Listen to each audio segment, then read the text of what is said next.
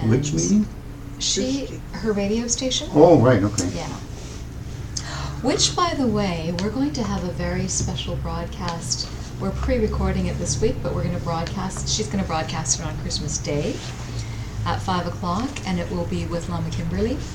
And her topic is finding your true calling. And I'll have a cookie. 5 p.m.? Yeah. AM. 5 p.m. 5 p.m. Drishti Point is 100.5 FM radio. Mm-hmm. And then normally the show is every Tuesday at 5 o'clock, and 3 Jewels does a spot on the first Tuesday. But this month there was a bit of a shift in schedule. Next month, the first Tuesday happens to be New Year's Day. And I will be interviewing Dee Dee for New Year's Day at 5 o'clock. So that show will be live. And that'll be a good one too. So yeah, I love Dee Dee. She's awesome. Yeah. So if you're anywhere near radio on Christmas Day or New Year's Day at 5 o'clock, tune into 100.5 FM. And if you're not, you can always catch the broadcasts on podcast if you become a member of Drishti Point Radio. And there's different ways to become a member. It's something like $4 a month or something. No, $4 a month, I think it is. Or $46 a year or something like that. Yeah, $4 a month, right? 4 times 12 is 48. So yeah, $4 a month. Yeah, because you could do it on a monthly. $4 a month or $48 a year, I think, is what their membership is, and it's co-op radio, so it goes to support the whole station. And what is the number of the station? 100. 100.5 FM, and if you want more information on their membership, or even to access, see, if you buy a membership, you get to access all their podcasts, and you can you can stream their audios on your computer if you don't have a radio, and they have a really amazing archive of podcasts. So it's and it supports the radio station and the co-op radio that is right in the heart of the downtown east side, and they really support the community that they're in also. So it's good.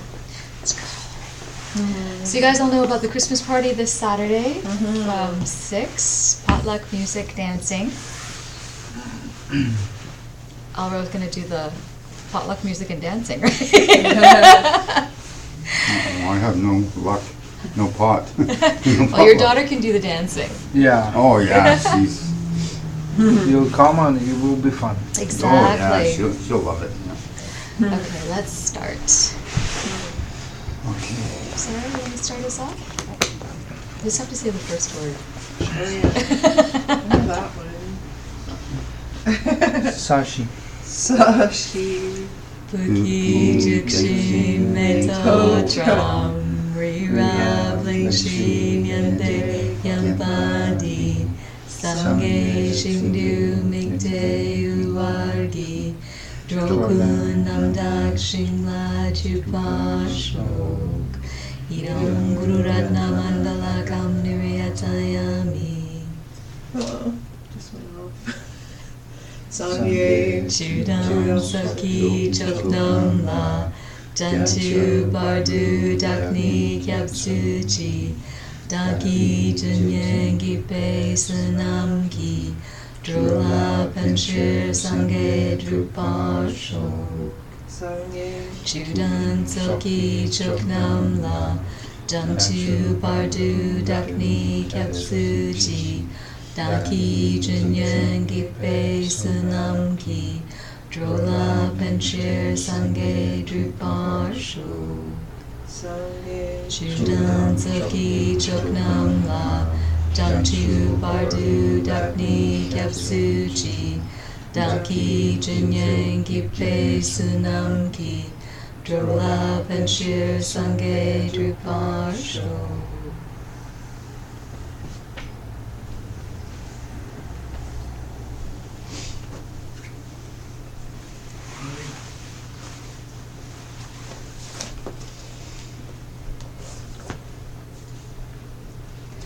So, I missed you guys the last 2 weeks, so maybe you can bring me up to speed.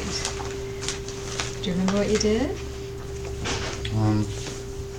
We went till the 18th root vow. You did both sets of root, Yeah. like the first class was 9 and the second class was 9, so for a Yeah. total of 18 root vows, right? Yeah. That's Anybody? it. Yeah. Might have been a flyer thing, but thanks for locking the door. Yeah, and we're supposed to start on the 4 chains. Yes. We'll cover the 4 chains today.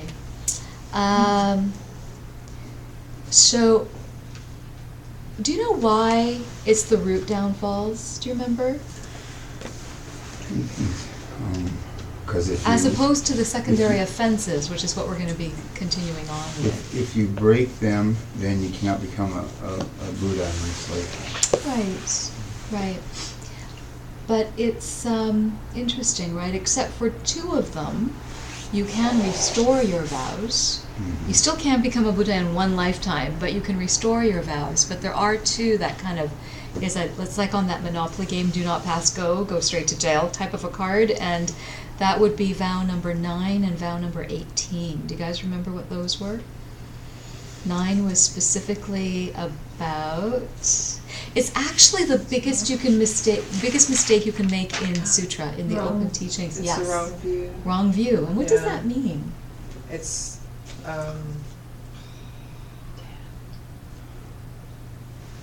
Well, now they're actually very specific in the Bodhisattva Vows. Technically speaking, the general description of wrong view is that we believe that things are self-existent, that things come from their own side, right? But in the Bodhisattva Vows, they're very specific about being mistaken it's about future lives, not future and being a past future lives. Future and past lives, and what's the other one? karma, Karma. Yeah, not believing cause and effect, not believing in cause and effect, Yeah. right? the laws of karma. Yeah. Yeah. And you know what's interesting is you actually can't believe in the laws of karma if you don't wrap your head around the concept of past and future lives. So it's, if in the moment you just really 100% cannot believe it, just don't diss it. Put it on the shelf. There will be upcoming classes that will describe. In fact, if you did ACI IV, the logic class, that was called the proof of past and future lives.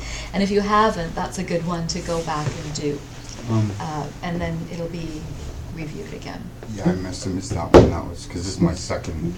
Yeah. Yeah. So, but you can do the courses out of sequence, and you can always, if you want to get to it sooner than the cycle here will happen, if you have access to a computer, you can do it online by correspondence. Well, you know what? I enjoy the classes, so Great. I'd rather stay. It's always best to get it live if you can. It is always best to get it live. So, but those are the fundamental wrong views in the Bodhisattva vows, and that brings up a really good point that Geshe starts this class with, is that the vows are really specific. Like they're very, very, like once you start to unpack them, they may sound kind of poetic or even a little vague, but when you get the commentary, they're very, very specific, and they're actually hard to break to the letter of the vow, if, and especially because you do need to have 4 modes of thought all existing, and these are the 4 chains that we're going to get into today.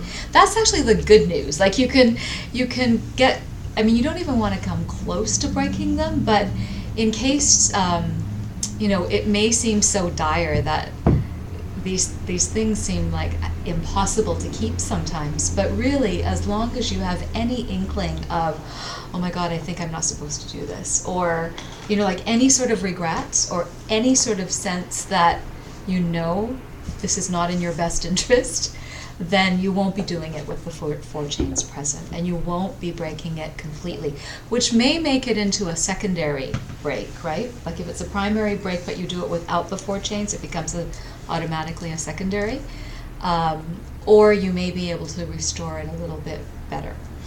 Now, in that the source of all my good, it states there about the 4 times. Is that the chains? No.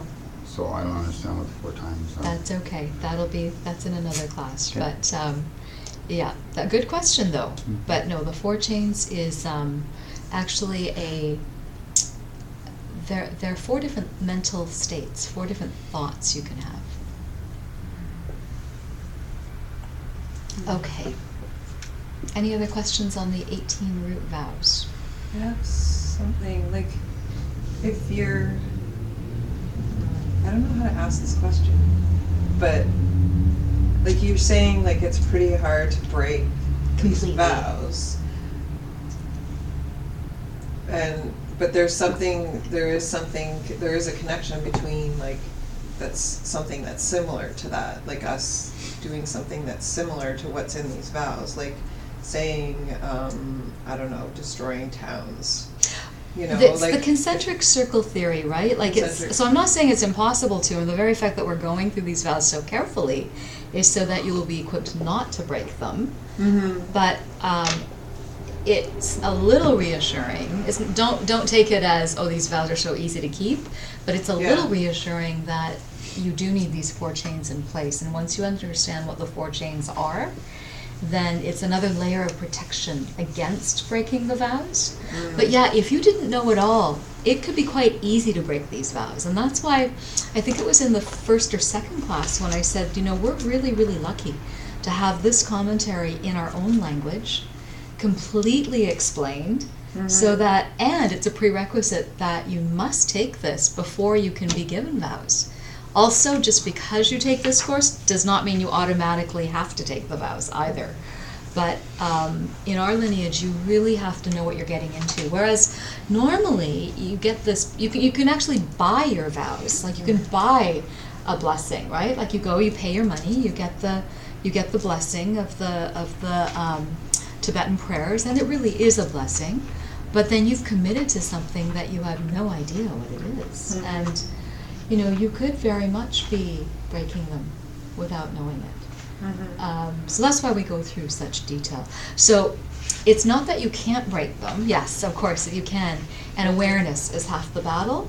But also, they're very specific. And, like for example, did you guys get into the 5 misdeeds? Was that covered? Yeah, that was like number Like not killing your mother, not killing your Yeah. father. Okay, That so was that like- one, right? That one actually, it's impossible to draw blood from a Buddha with malice, because they're talking about the historical Buddha. Like it's impossible, because we are now living in 2012, soon to be 2013, and that would have been during, like, you know, 500, the year 500, when he was alive, right? So you specifically can't do that. However, you can do the concentric circles, right? Like you could, I mean, they say the Buddha can emanate in any shape or form in all times. So who's to say that that mosquito you like squished out of fear or malice wasn't a Buddha? Like you don't know, right? So, but again, if your 4 chains of intent were there, that's a bit of a layer of protection. And no, you can't actually, by the letter of that vow, break it. There's certain ones in the vow that you're all automatically protected from, just from the linear timeline that we're experiencing right now. But it doesn't mean that you shouldn't be careful of it. Is that the door? Yeah, it sounded like it. But I loved it. Yeah, I know, but I'm somebody just wondering could if have. somebody's wanting to get Yeah. it. But maybe just check. It could be. Thank you. I was thinking along the lines of karma and planting seeds and how like karma grows. Yes.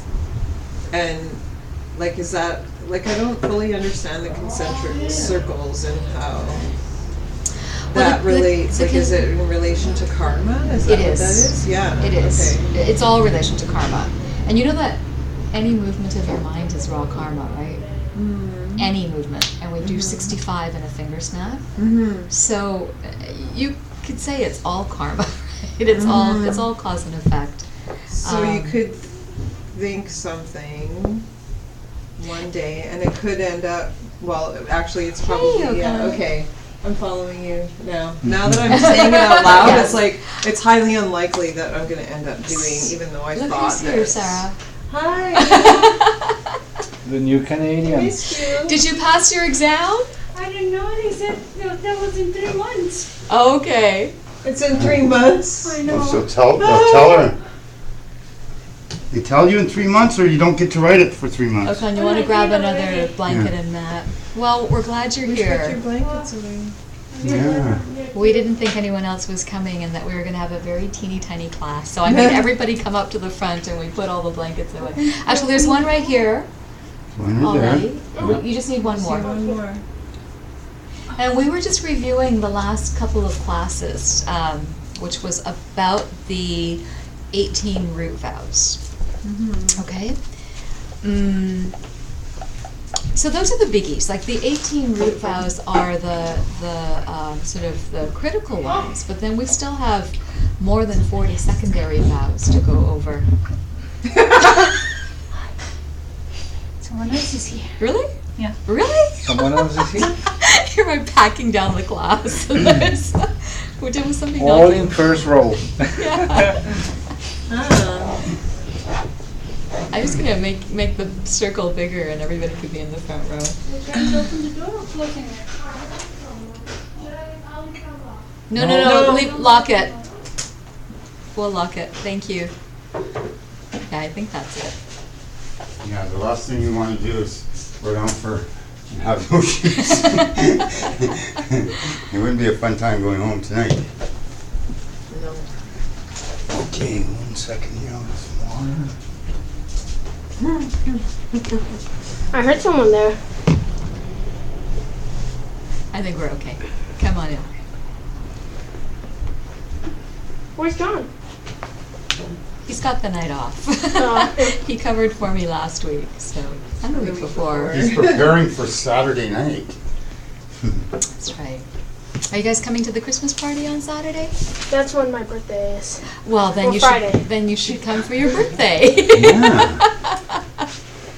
Let's see. Hectic. Well, we're glad you're here. I'm glad I'm here. I'm rushed. What was the last class you two made it to? Not last class, the one before. But one Okay, just before we started the, The root vows? The we root didn't vows. start the root vows just Okay. before that one. So we Okay. missed the first class of the root vows. Okay, so there were 2 classes of the root vows. So there were 18 root vows, and you can catch up on the Ustream Yes, broadcasts. Great. Yes. Because I we're started. going to move ahead, and I'm maybe being a bit overly ambitious, but I'm going to try to give you all of class 7 all of class 6. Yeah. Yes, class 6 and half of class 7, because we're taking a 2-week break after today, and when we meet again on January the 8th, that evening will also be Fred and Hillary's Maroc. So we'll have a short class. We'll have a short class, and then it'll be Fred and Hillary's Maroc. And I don't want us to get behind because we're trying to keep up with the schedule. So we'll see. But today,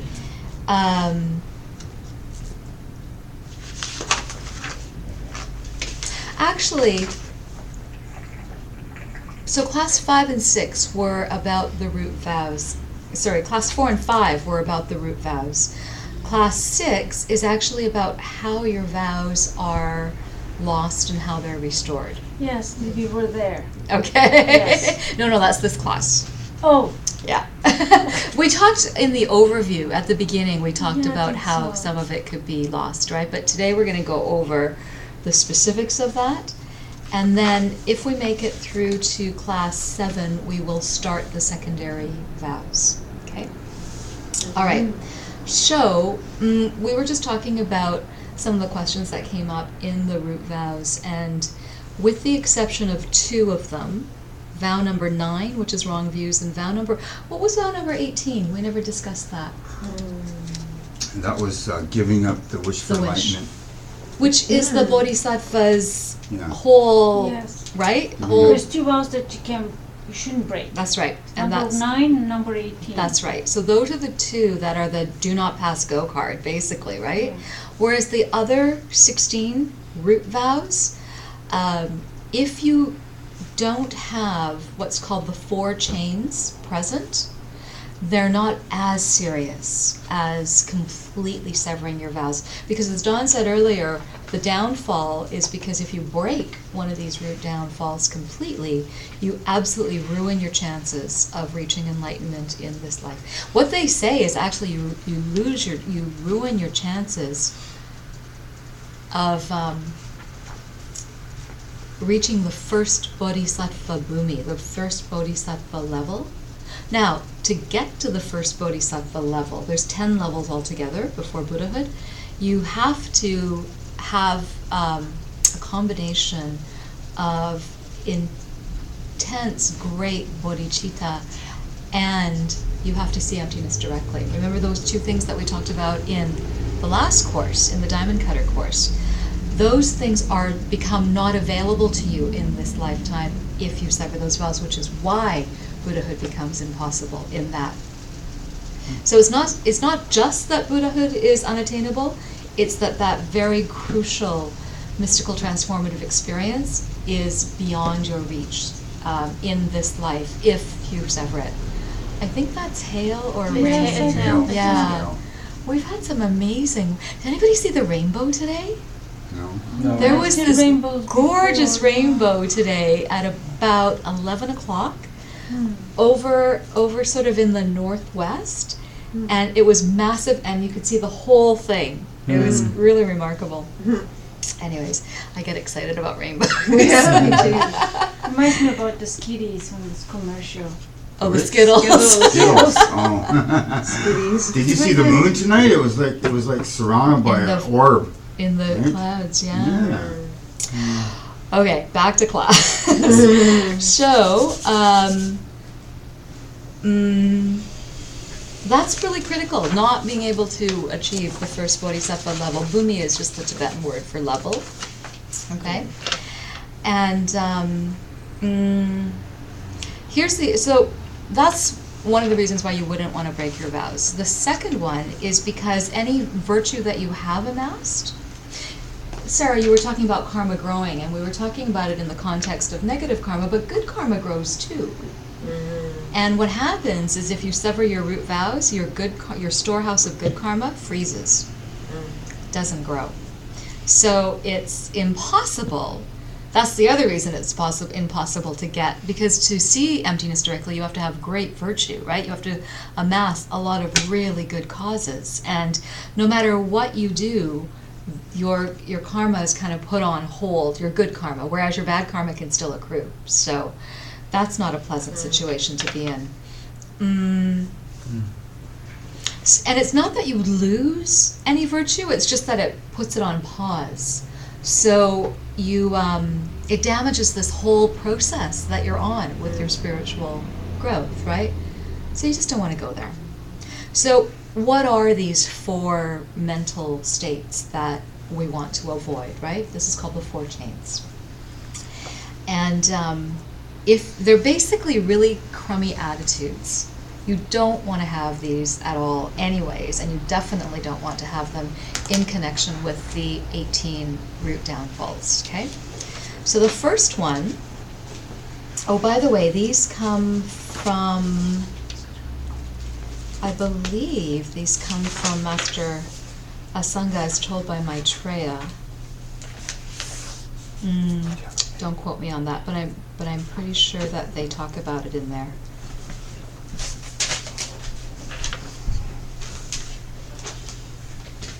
If you break one of the root downfalls, don't you also fall into the depths of hell in your next life? Well, it's the those 5 bad ones: killing your mother, killing your father, killing your mother, killing an arhat, drawing blood from a Buddha with malice, and causing a schism in the Sangha.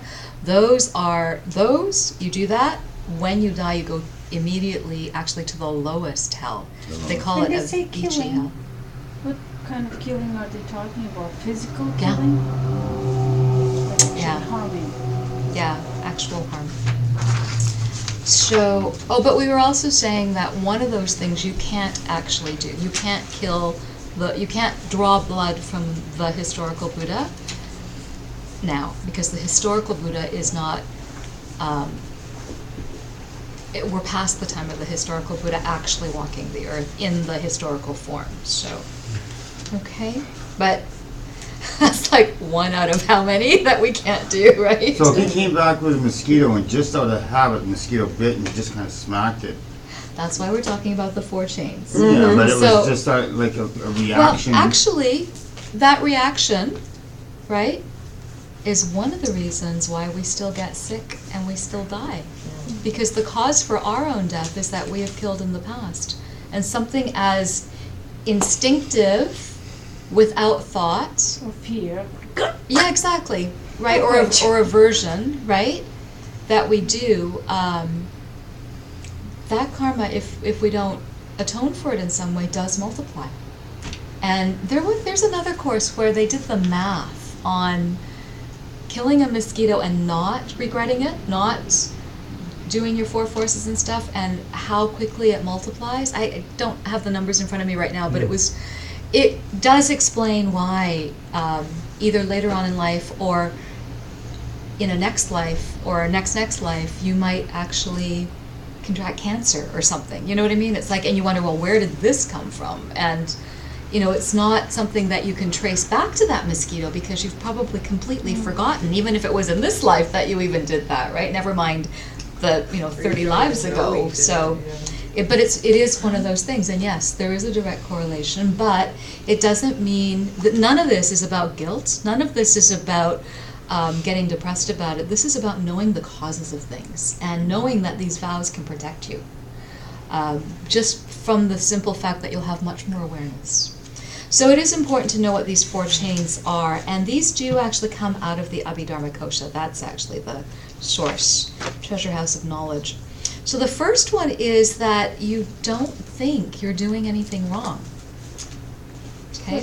First chain. You are absolutely convinced that you're not doing anything wrong. The second one is that you would be absolutely willing to do it again. By the way, these 4 chains also work to magnify good karma. So if you're absolutely convinced that this is the right thing to do in terms of a good karma, and you absolutely would be willing to do it again, like be kind to someone else, it'll strengthen that actual karma that you're doing. But we're taking this in the negative. So you have no regret whatsoever. You absolutely don't think there's anything wrong, and you would be absolutely willing to do it again. Those are the first 2 chains. One question I have. If you did something and you didn't think there was anything wrong, and then when you meditate on it, you realize there was something wrong and you change your view, would that It'll mitigate it. mitigate it? It will. It does have to be done within a certain length of time? There's no actual scientific formula, but the closer it is, like that. So that's why if you can call up regret right away, you know how we'll say something and instantly think, oh, Yeah. shouldn't have said that, right? Or even as the words are coming out of your mouth, you're like, but you Get can't, that it's foot too out. late, right? Yeah. So the closer that is, until you don't even do it anymore, right? But until we purify, and remember, even the fact that we do stuff, like to a mosquito, is a reaction. It's a result that of a seed that ripened, that we caused a whole long time ago. So you, in the moment it's dried cement, you actually can't help yourself sometimes, but that doesn't excuse it. And with awareness, if you do instantly regret it or even retroactively regret it, you can do spiritual revisionism. You can actually go back and help remedy that. So the third chain is that you enjoy that thing that you did. Like you really, you kind of get off on it. And then the fourth chain is that you have absolutely no shame. We're talking about doing a wrong, right? Doing a bad thing. So, and this last one, this having no shame, has two forms, and we've had these before, where it's the, we call it shame and consideration, right? Shame is when you are, when you know, when it's something that you are,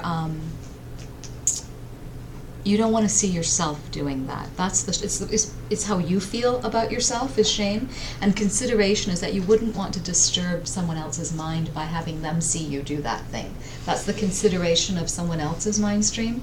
Shame and consideration kind of fall hand in hand a lot. In this fourth chain, it includes both, but they call it shame. Like where you have none, where you don't care what, like you absolutely, first of all, because you thought you were right to begin with, you have absolutely no regret. You're really glad you did it, so of course you would have no shame, right? So with those 4 chains intact, when you do something like destroy towns and villages, you would break that vow completely. If any of those 4 are missing, it's a lesser offense. And we're actually going to get into the restoring part. It's really interesting. The more, like, of course, if you have all 4 chains present, you break your vow. But if you have 3 or less things present, there's a restoration process you can go through, and it involves basically confession. And the number of people you have to confess in front of becomes increasingly less as you do less of the wrongs. So I'll get to that in just a sec. Okay, so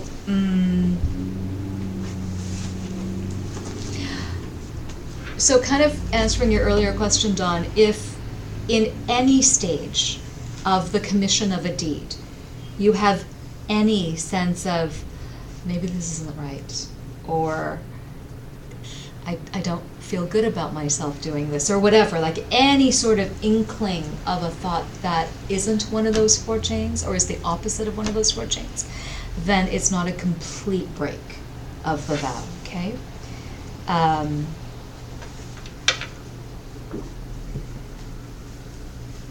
This does dovetail, for those of you who took the karma course, this does dovetail into what makes karma active, right? What makes it a powerful karma. So the 4 chains is very much a part of what makes karma work.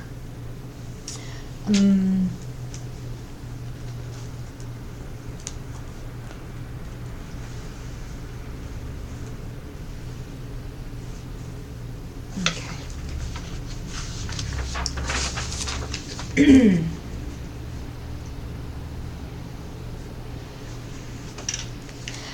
There's a little anecdote in the, if you do get a chance to listen to the audio, we always encourage you to listen to Geshe-la's audio after you've taken the class. If you listen to the audio on this course, he throws in this little scriptural story about, and it's in reference to, I think, breaking, it's that root downfall number 18 where you lose the wish. And the classic story that's told is about a character named Aryadeva, who was on his way to a monastery in ancient India, and he doesn't know it, but he comes across a demon who, in the form of a beautiful woman actually, who asks him for his eye, says that she really needs it. And he, being a very high bodhisattva, is able to actually remove his eye without pain. And so he takes out his eye and he offers it to the demon, who immediately throws it on the ground and stomps on it, and just purposely to crush Aryadeva's spirit. And in that moment it actually works, and Aryadeva becomes very discouraged and feels that he gives up all hope on sentient beings. He's like, how could this, he doesn't know it's a demon, how could this sentient being be so horrible? And is used as a classic example of a bodhisattva losing the wish. There's more to that story, actually, and later there's stories of Aryadeva who is, and he's depicted only seen from one side because he only has one eye, so he's only drawn from the side that he has the eye, you don't see the other side. But there's a further famous story where he's telling a group of monks, I see more with my one eye than you do with 2. So he actually does manage to get over that. So he was able to restore his vows somehow, right? But that's given as the classic example of how someone, even at a very high level, could become discouraged. So, for those of us who are still working our way up, it's a danger. It's one of those, it's not even a concentric circle. But it's having that thought of, like, why would somebody do that is not a good thing to have. No, but he completely lost his hope for the sentient race, right? Like for any hope of anyone being redeemed in that instant. But that's the classic scriptural story that's given. And You'll hear that in the audio too. Okay. So remember, in the 18 root vows, those two, 9 and 18, you don't need those 4 chains. You break 9, you break 18, that's it, right? Whereas with the other 16, you need to have those 4 chains present. And the only way to restore, so you can't restore them if you break 9 or 18, but the other ones you can restore them if you take your vows over again. And we've said too that with your Bodhisattva vows, you can refresh them whenever vows are being given, right? You can be very happy for the people who are getting their vows for the first time, and you can refresh your vows in the presence of the vow master also. And that's actually a good thing to do. It just kind of like gives you a little reset button, on your vows. So it's nice to do.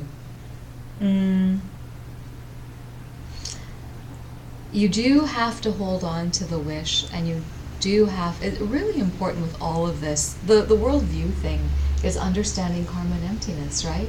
Which is the fundamental tenets of everything we're studying anyways. So those are pretty critical. That's why those two are so important. If you lose that, it's not so much that you're a bad person, it's just that what hope is there for you? If you truly believe things are fixed and that there's no hope, ever, right? So it kind of goes without saying. It makes sense that you wouldn't progress any further until that cleared, until those obstacles cleared for you, right? Yeah. And it'll take some time.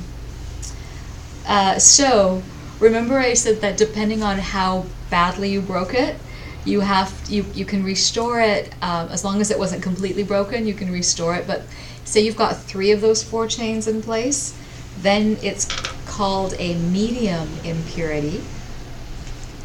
Actually, if you have medium impurity, you must have had the bad thought of not thinking it's wrong. So it was that first one of the 4 chains, right? So you've got the first of the 4 chains present, and then on top of that, you have 1 or 2 of the other chains present. And the way you fix it is that you must confess what you did in front of 3 or more people.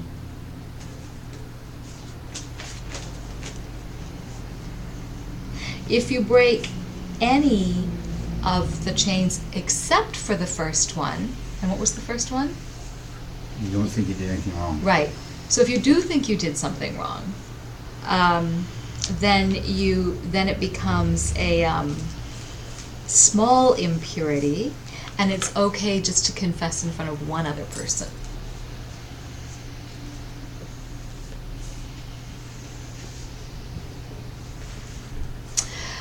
But don't think that you can just go breaking your vows willy-nilly and that you can restore them, because they never become as pristine as they were when you first got them, before you broke them.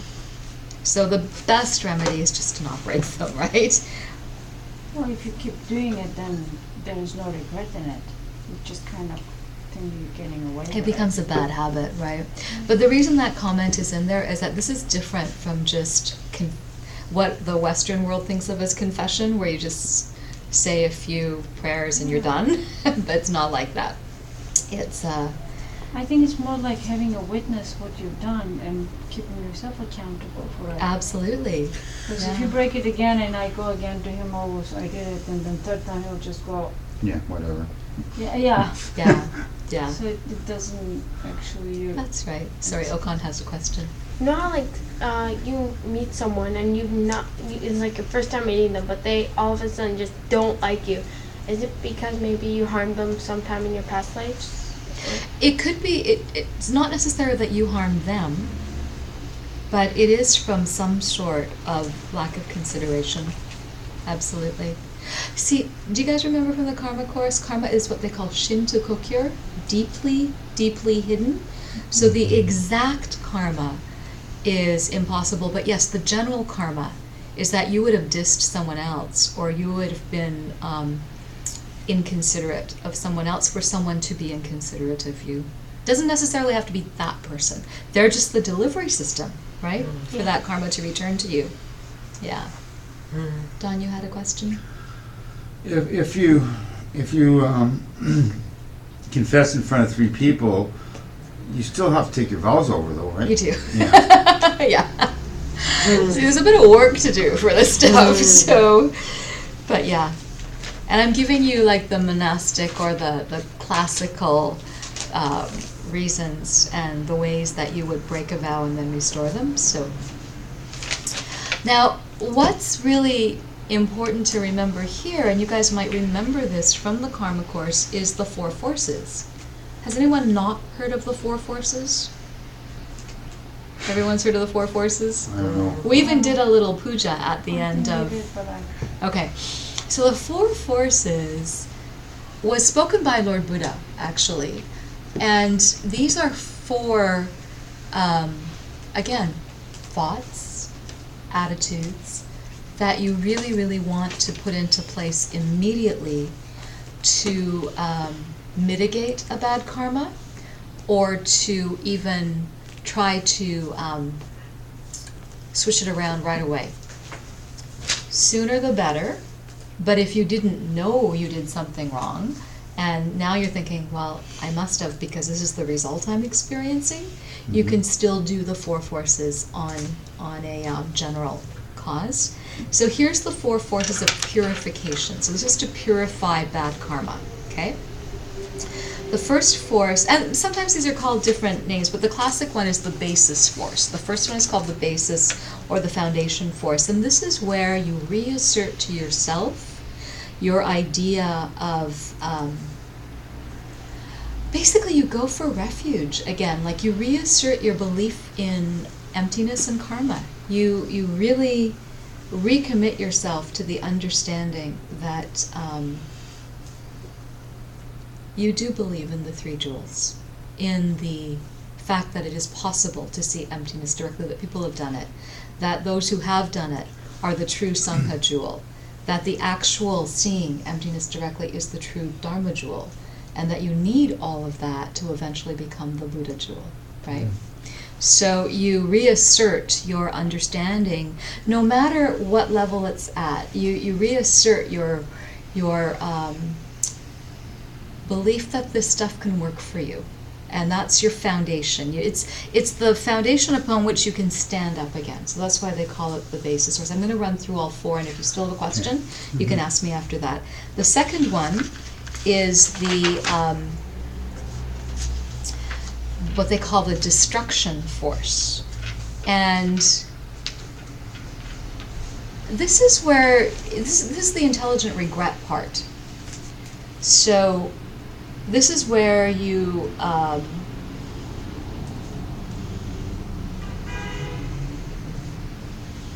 you are aware that what you're trying to purify, if left unchecked, is guaranteed to bring you a negative result at some point. And the longer you leave it, the more dramatic that result might be, right? So it's the destruction force is that you're destroying the force of that negative karma through your regret, through your intelligent regret. And Geshe-la says the more educated you get as a Buddhist, the more schizophrenic it becomes, because the moment you do something, right? And he says there's a lot of like half-started efforts at saying things amongst Dharma circles, because people are trying to work on this. They're trying to catch it, right? So, yeah, it's educated regret, intelligent regret. It's really, really important. Not about guilt. There's no word for guilt in the Tibetan language, remember? It's about intelligent regret.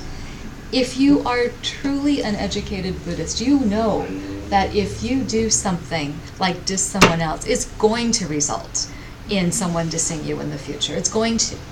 And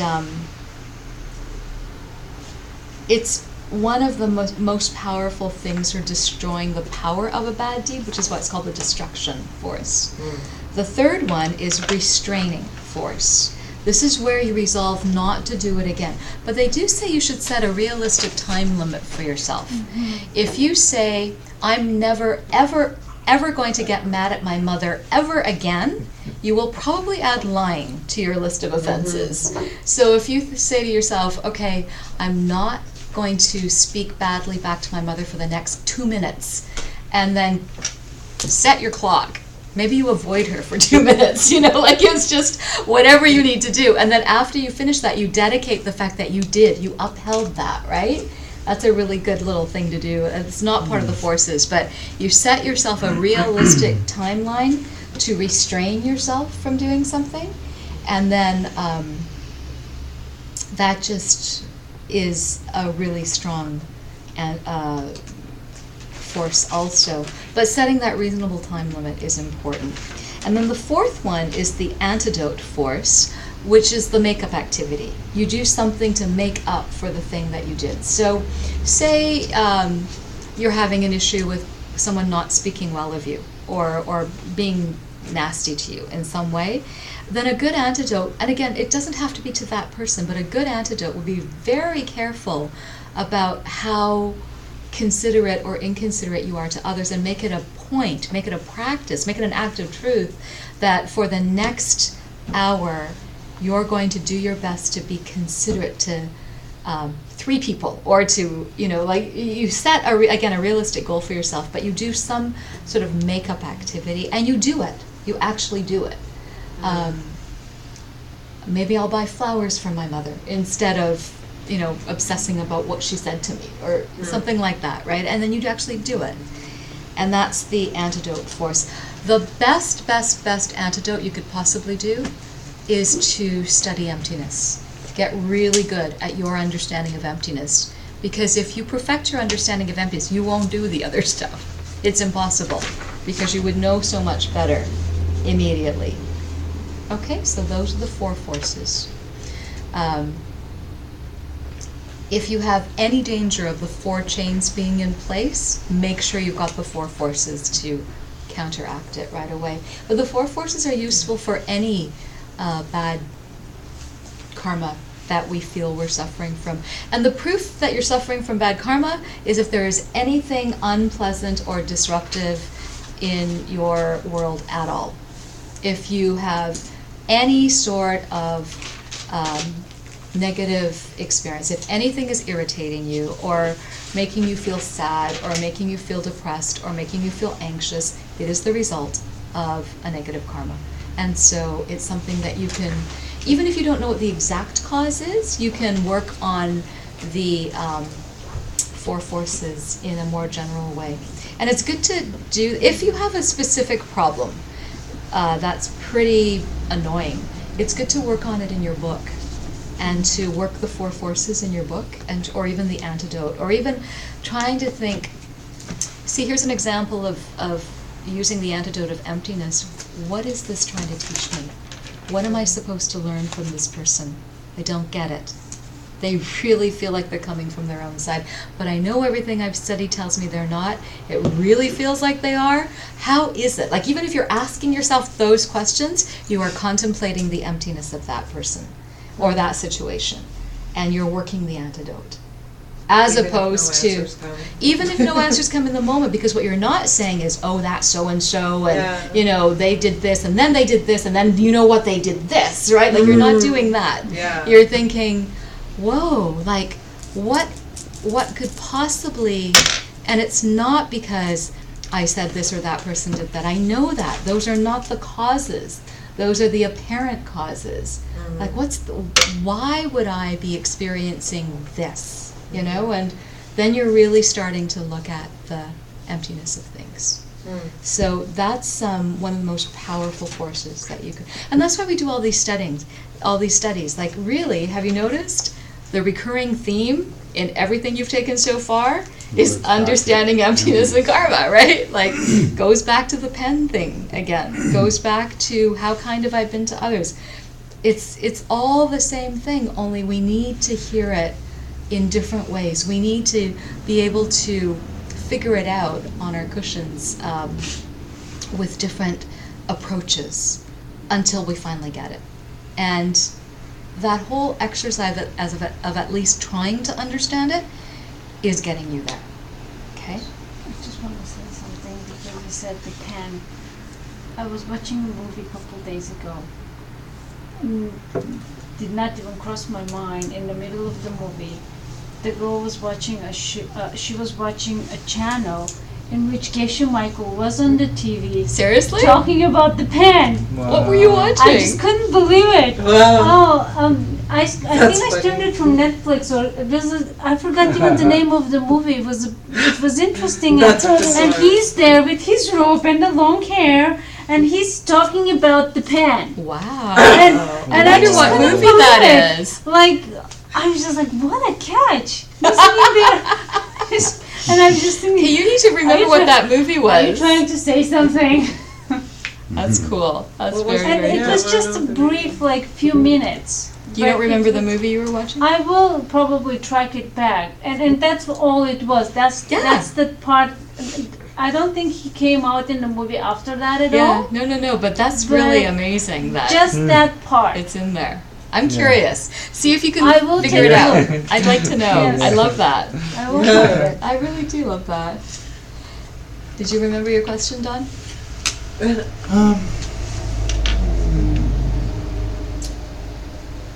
Okay. Let's see.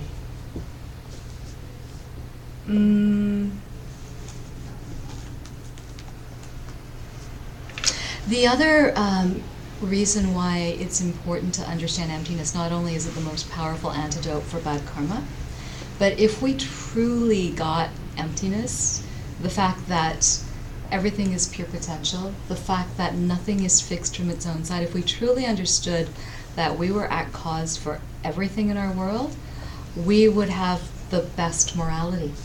Like, we would never not have our morality in place. And so it's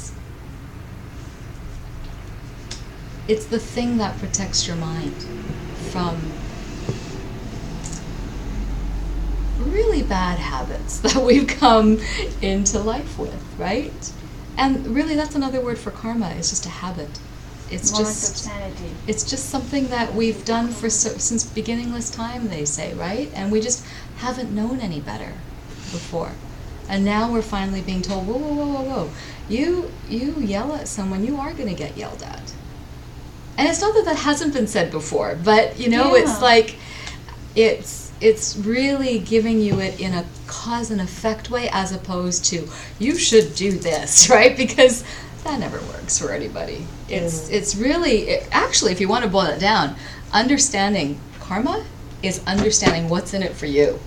Seriously, because that ultimately is what it is. The definition of good karma is not whether you do something nice or not. It's about whether what you do will bring back a good result for you or a bad result for you. And that's the only definition. It's not inherently, see, even karma is not fixed. It's not self-existent in that way.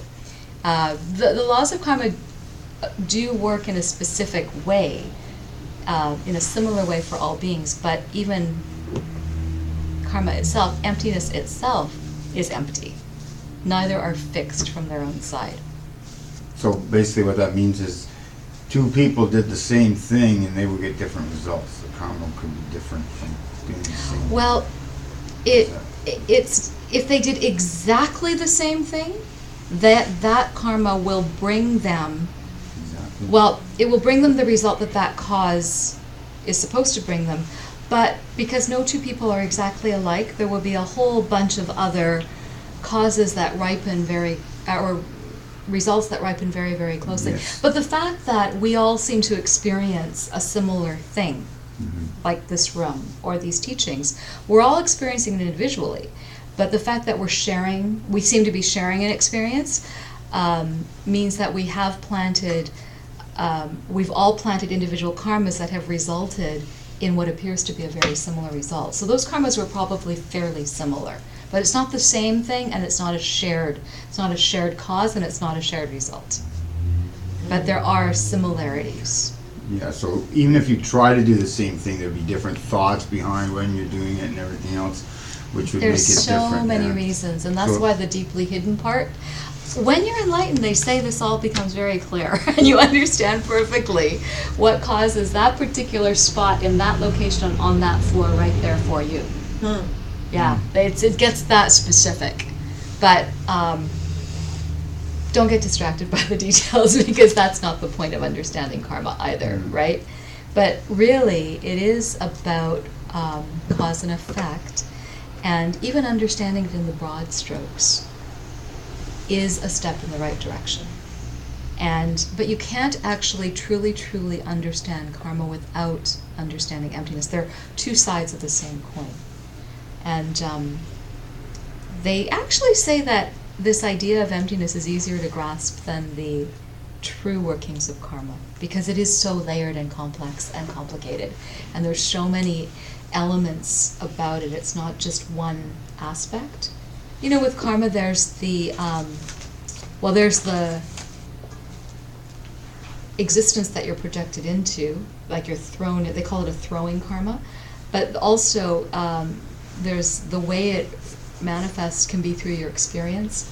It's through your habits. It's through how people are around you. Like there's all these different manifestations of, like a single, this is actually covered in ACI V, but a single act, like say killing a mosquito, killing anything, can result in your health being poor, your environment being dangerous, your propensity, your habit to want to kill other bugs to be really strong, and like that. So there's these different qualities that complicate the workings of karma, and that's why they say it's really deeply hidden. But that's why there's so many really great sources to go to try and understand. And you don't even have to overly complicate it. You can just go right back to the 10 non-virtues. You can go right back to even the just the very basic tenet of what the Dalai Lama says is that, be kind to others, and if you can't be kind, at least do no harm. Very basic, but to do that perfectly, very hard, actually. Like when I was younger, I killed an animal, and then back in the 80s, I planted trees, and I planted over 1 million trees. So that's a lot of life. I don't know if that. And back when I killed that animal, I didn't realize anything about karma or anything else. So I did that without realizing, and also the planting of the trees. Right. Without realizing the benefit. Yeah. Yeah. Although I kind of think about it now, it's like, wow, that's a lot of good. So you can go back and think about the animal and apply intelligent regrets, and you can go back to the tree planting and rejoice. You can do those things. It's important. Rejoicing is really important, and gratitude. Gratitude is hugely important for helping to grow your good karma. Okay. So how you can lose your vows. Remember, you can break, right? You can break one of those two main ones. You can break your vows with those 4 chains present. And the other way that you can lose your vows is you can actually officially give them back. You can say, this is too much, I can't handle this, I'm giving them back.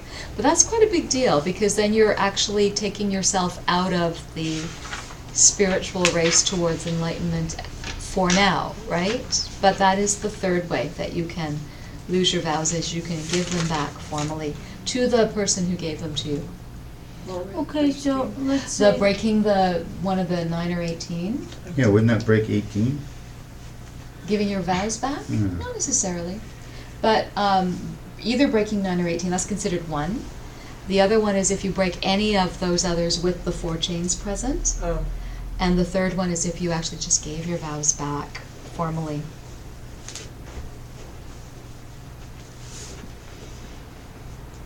well, I think if you wish for keeping them because you want this enlightenment for the sake of other being, and this consistency of trying to keep them, even though you keep breaking them, but you're just so consistent and so determined, and you understand you're breaking them because of habitual, even though you watch them. I think it's better than just giving them away. Exactly, Saying like, because at "Oh, least you're here." still holding on to the wish, right? You're Yeah, 'cause still you have this wish, aspiring. And you understand you're breaking them because of this whole turmoil of your karma, and you're still in the influence. I mean, if you were enlightened, what would, you probably wouldn't be sitting here. That's You right. would be sitting somewhere else, I guess. Unless So- you're sitting here to help. Yeah, Unless you're breaking them to teach somebody else a lesson on what not to do. yes. Looks can be deceiving. That's true. That's very, very true. Okay. Any questions on that? Are you okay, Okan? Okay. Any questions? Okay. So, I left out some big chunks of commentary that aren't, they're just more stories around all the points that we talked about. So just to recap, can you remind me what the 4 chains are? What did I just tell you? So these 4 attitudes or 4 modes of thought that you don't want to have, that if you have them, you break your root vows. So you break a root vow. What was the first one? You believe nothing is wrong. You don't think. You don't think you're doing anything You don't wrong. think you're doing anything wrong. Yep. And? And then you're willing to do it again. Uh-huh. And you enjoyed it. Enjoyed it. Enjoyed it. And you have no regret, shame. Absolutely no shame. No shame. Yeah. See them Good. a lot. Hmm? You see it a lot, Shame. and Shame including or ourselves consideration, sometime, like- I guess. You don't want anyone else to see. Especially when it's like, you're so angry. Yeah. Like Actually, I was thinking, there's been this This huge revenge- tragedy in the revenge States, right? kind of Yeah. fits to it so No, it well. does. Some Wanting people to don't have care about revenge. shame. They just Like there has been a very real tragedy in this last week in the States. There has been. It's no doubt. It's been tragic. But what has been really disturbing to hear is I just heard this thing on a talk show where this fellow, who is quite a prominent character in the States, was saying that the thing to do would be to arm up the school, to have like armed guards, and that principal had a gun, and it was like, it's this treating violence with violence, right? And it's like, Where no, is it's it? like absolutely, completely, exactly. It's how terrorists are created. it's the fear again. It's Yeah. like coming from a place of fear, and yet, you know what? I understand why they're saying that. I do. I don't agree with it, but I understand that that's just a natural reaction. Like and it's a very it's sadly a very, very wrongly mistaken viewpoint that gets propped up by a lot of these misunderstandings, because they truly believe that situation is fixed, that the only way to remedy it is to throw more firepower at it, and it's not. But that was a pretty interesting sort of display of samsaric thinking, and it's in my world. That's a ripple that I saw. So I have to check where do I think that, things are still fixed and things. But it's a really good, and that's why I'm saying that sometimes these things happen so that we can check back into our morality and think, no, wait.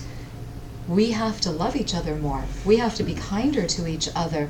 Like, how is it that someone would be so isolated and tortured that they feel the only way out is to create this type of horror? It's like, it's really sad.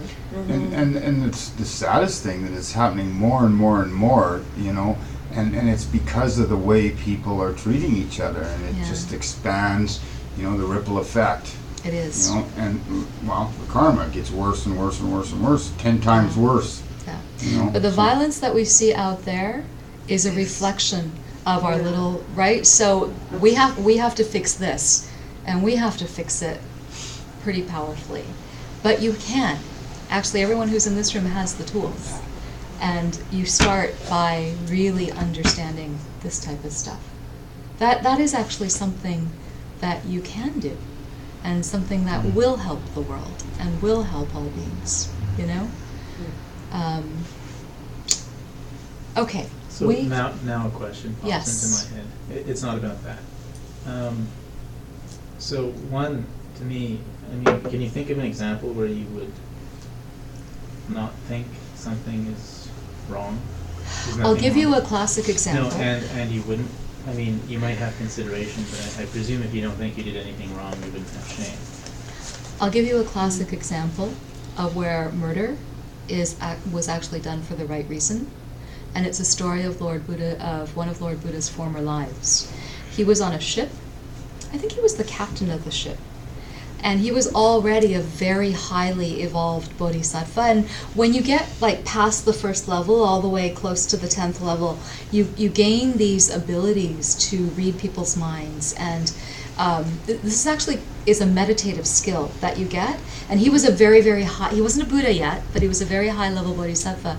And he saw very clearly that one person on the ship was going to murder everybody on the ship. And that the only way to stop it would be to take him out. But he also had the ability to take that potential criminal's consciousness to a higher level. So in that case, it wasn't fighting violence with violence. It was saving. I don't know if there were 100 people on this ship or how many there were, but saving the many. But also not at the expense of this one, but the one who would have actually suffered. If all of these people had the karma to be killed, that would come to them somehow. But to have it come at the hands of this being meant that this being would amass so much horrible, atrocious karma. And it was actually out of compassion for all of them, including that being, that the former life of Buddha took him out. And in that case, it was given as an example of a virtuous act. And they do say, though, that did Buddha, the former life of Buddha, was it still a negative act? Yeah, the killing was, and they say that he did go to hell right away, but because of the virtue, he bounced right out again. Like he was like, he was like there for like not even a split second, and he bounced back out again. But he did go there because it was the, so just that's given as a classic example. So even something like an act of killing is not from its own side right, wrong, or otherwise. It too is empty. But this whole thing about thinking that violence is the way to solve violence, that's definitely a mistaken point of view. Does that answer your question? No, I think you misunderstood my Okay, question. ask me again. My question was, well, I mean, can you think of an example where you would, not think what you did is wrong? I would give an example. Also, be ashamed of it. So you don't think it was wrong, but you would be ashamed of it? Well, I guess I'm saying that if you don't get one, you're not going to get four. Chances are you won't. I mean, I suppose you might have some consideration in which you think, well, what I did is Well, here's the thing. Is not bad, but it might disturb someone else. But here's the thing that karmically, like how many people say lie on their taxes, but don't tell anybody about it? Because they're actually proud of the fact that they got a tax return, but they don't want anyone to know what they did. So right? So they actually are glad they lied to get the money, but they do have shame because they don't want anybody to know what they did. See what I mean? So that would be just an easy, basic example. It's still wrong, but that would be kind of a short example of where someone would have no regret for having they did it anyways. Because if they truly had regret, they wouldn't have done it, but they didn't want anybody to know they did it. Well, they also might not want to get caught. Well, that too, right? But they might still think they did the right thing. It's not the right thing, but that's a good example, right? actually. Well, they justify. They try and Exactly. justify And here's the thing. We can justify anything we want, and that's why we got to get really clear on the laws of cause and effect. And this actually gets really more and more important as you become a highly educated Buddhist and you start to get into the higher teachings, because the rules can get a little, well, they're not gray, but they might be conveniently gray if you so choose to interpret them that way. So you have to be really, really grounded in the foundations of ethics. You do. And that's why this stuff is so important. So good question. But you know what? Your original point is the one where they shouldn't be mutually exclusive, right? Like if you are ashamed of something, I mean, if you know it's wrong, you should be ashamed. Like that would be a normal ethical thinking. Here's my other example: a psychopath. They wouldn't actually have any guilt, but they also wouldn't want to get caught. Like there's that thing too, right? So it's that weird, twisted, trying to explain something away, and so it's just a cautionary thing where we just need to watch our own motivation and watch out the stories that we're telling ourselves. So I'm trying to live where I keep no secrets. Mm-hmm. So I always think before I do it, would I want to keep this from somebody? And if I couldn't do it in front of everybody, then maybe I shouldn't be doing it. That's a And then really beautiful way to live. And then I have to look at, And you have to think of your little girl, right? Yeah. Like, would you do it in front of her? yeah. Yeah. Good. Okay, we're going to take a quick break. I'll put on some music if you want to dance. And then we're going to come back and try and do a little bit of the next class, Yeah. okay? Oh. Because that was all of class 6. Woo! Good work, you guys. That's it. Mm-hmm. Oh, flip. Hi, I'm Sherri. Hi, Leslie. Okay.